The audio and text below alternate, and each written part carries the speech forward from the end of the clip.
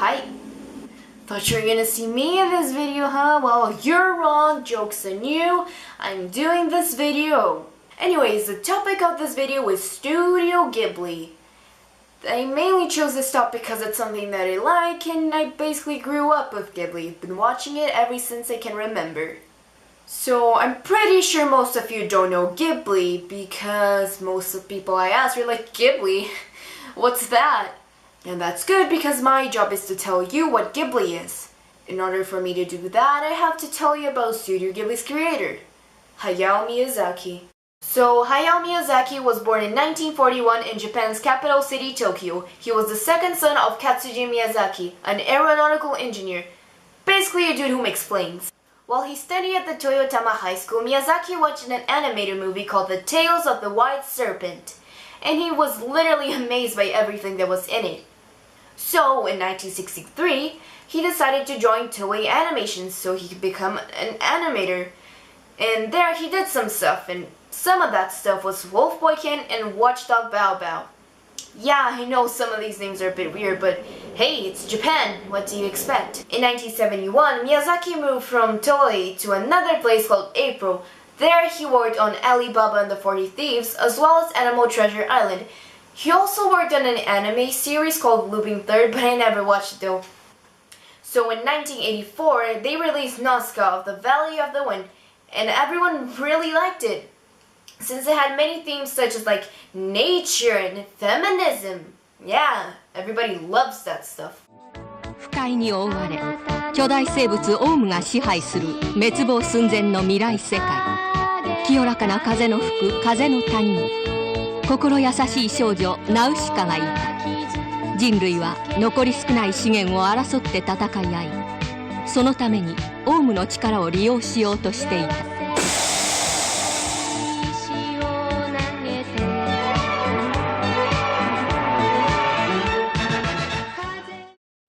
In June 1985, with funding from the publishing company Tokuma Shoten and the great ideas of Hayao Miyazaki, Toshio Suzuki, and Isao Takahata, Studio Ghibli was finally created. The name Ghibli could possibly refer to the Italian warplane Caproni CA-309, which is probably representing Miyazaki's love for planes. Maybe it's not, maybe it is, but I think it might be it. In Japan, the name is more commonly pronounced Ghibli, but in the West, it's more commonly pronounced Ghibli or Ghibli. So after Studio Ghibli was created, Miyazaki then worked on Laputa, Castle in the Sky. Yes, I'm well aware that puta is a bad word in Spanish, but just bear with me for a second. Looks like a body. Well, the way you fell from the sky, I thought that maybe you were an angel or something. What? Yeah, I had to catch you. It's Laputa, a floating island. An island that floats in the sky? Yep. Most people think it's just a legend, but my dad actually saw it. Nobody believed him. I am going to prove that my dad was no liar. Look, my stone's glowing. It's been in my family as long as I can remember.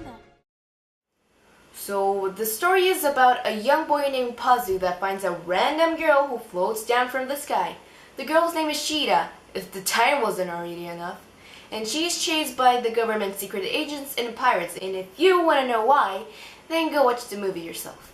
Because Pazu saves Shira's life, they begin an adventure in order to search for her identity in a floating castle in the middle of a lost civilization. Well, that released in the year 1986. He then worked on Kiki's Delivery Service, a story about a young witch named Kiki and her talking cat named Gigi. Together they have to live in a village so she can complete her witch studies. And of course we can't forget My Neighbor Totoro. This one is a favorite of mine. The story is about two young girls, Satsuki and her little sister Mei. You're gonna be hearing that name a lot throughout the movie. So both of them move into a house with their father to be closer to their hospitalized mother. And they discover that in the nearby forest is inhabited by several magical creatures, including the Totoros. So they become friends with them and have many magical adventures.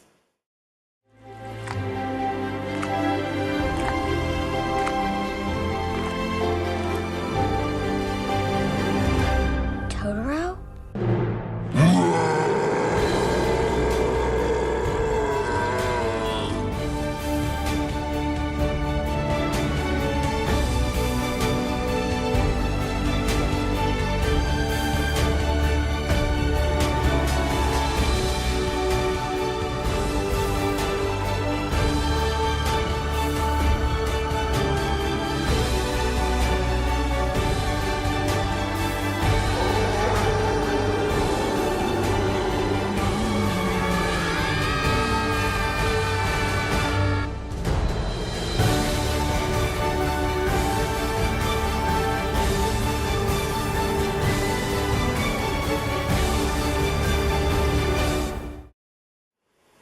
even during the 90s, Miyazaki managed to make fans of manga basically worship his films because it was so different from everything he's done before. In July of 2001, my favorite Ghibli movie of all time was released, Spirited Away. I could tell you the whole story of the movie if I wanted to. I mean, I watched it more than 10 times, but I'm not gonna do that. So basically, this 10-year-old girl named Chihiro and her parents are moving to a small town in the countryside of Japan. Her dad ends up making a wrong turn and they end up in the front of a tunnel. Now the logical decision would be, oh shoot man, I made a wrong turn, better turn back now. But that's in an anime movie we're talking about, that's never gonna happen. Ever. Her parents then have the awesome and responsible decision to explore the tunnel that you can't even see the end, with their daughter whining the entire time. At the end of the tunnel, they end up finding an empty town. A ghost town. See what I did there? Yeah, good one. You would think this would be the end of it, but no, you know Chihiro's parents, they will explore literally anything that says, it's a bad idea, better go back now.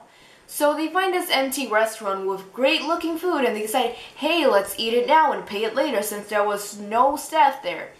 Chihiro actually has a brain and decides not to eat anything. But she goes exploring instead, so that kind of nulls out their position.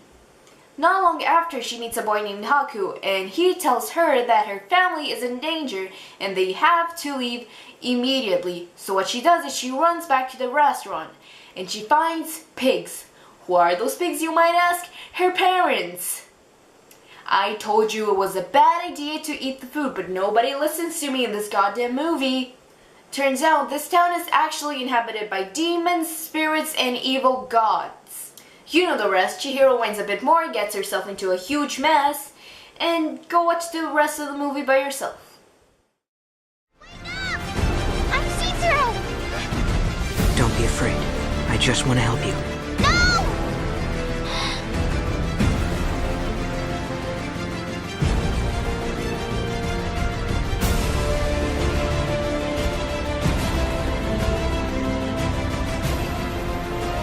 Oh, your name's Chihiro. What a pretty name. That's how Yubaba controls you, by stealing your name. If you completely forget it, you'll never find your way home. And it belongs to me now.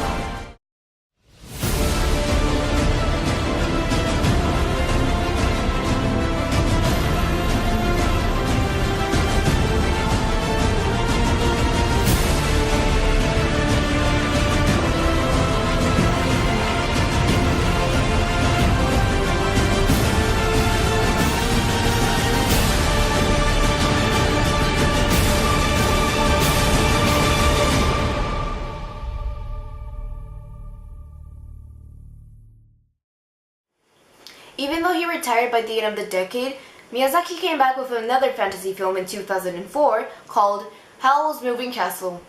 The movie's a love story between an 18-year-old girl named Sophie and a magician named Howl. I should probably mention that Sophie is now an old woman, or at least looks like one, because she got cursed by a witch just because she didn't want to make a hat for the witch because the store she worked in was closed. I know, such a great reason to curse someone. 11 out of 10 would do it again. Then Sophie tries to find a way to revert the curse because, well, nobody really wants to look like an old woman, right? So that takes her to Howl's Moving Castle, hence the title. There she meets the fire demon Calcifer, and knowing she's under a curse, he makes a deal with her. If she breaks the contract she has with Howl, then he'll release her from her curse. Trust me when I say this, but this movie has a lot more to it than just a not really a woman, a flame on a stove, and a blonde dude who does magic. At the end, he's not really blonde, but you know you're gonna figure out that by yourself because it will take way too long to explain everything to you. After 3 years of nothing from Ghibli, Miyazaki then made Ponyo. So the story is about a 5-year-old named Sosuke that finds a goldfish at the beach and decides to save it. Then he decides to name the goldfish Ponyo. But of course Ponyo isn't your every goldfish. You see, the thing with Ponyo is, she is the daughter of a wizard and a sea goddess. Yeah, I know, crazy, right? Both of them go on an adventure to save the world because leaving the fate of the world in the hands of a 5-year-old and a human goldfish is a great idea. This movie was released in 2008 and as usual everybody liked it. Miyazaki's last work was the movie The Wind Rises. The story is about Jiro Horikoshi, the guy who designed the Japanese fighter planes during World War II. That film released in 2013. Parents being turned into pigs, warrior princesses raised by wolves, and fighter pilot pigs? Is probably not what you'd expect when you think of realism. It's the animator skills on their details and emotion that makes the Ghibli movies feel so real despite their crazy stories. Balancing fantasy and reality is really difficult and something most animators aside from Ghibli, of course, have a hard time creating. Every visual element in the movie has to be created by scratch, and this is where Ghibli excels.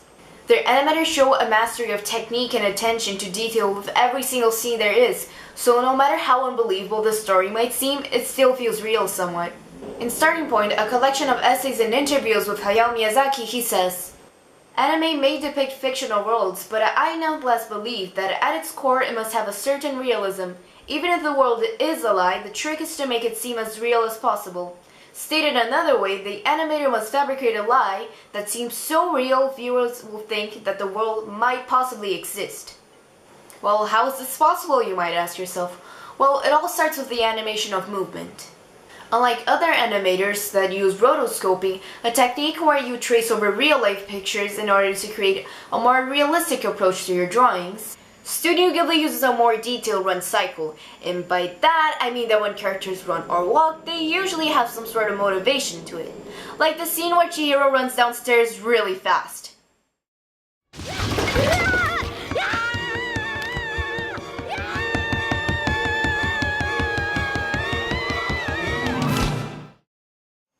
I think that animators don't need to imitate every single aspect of real life, but just create a reference from it so they can still create fantasy with it.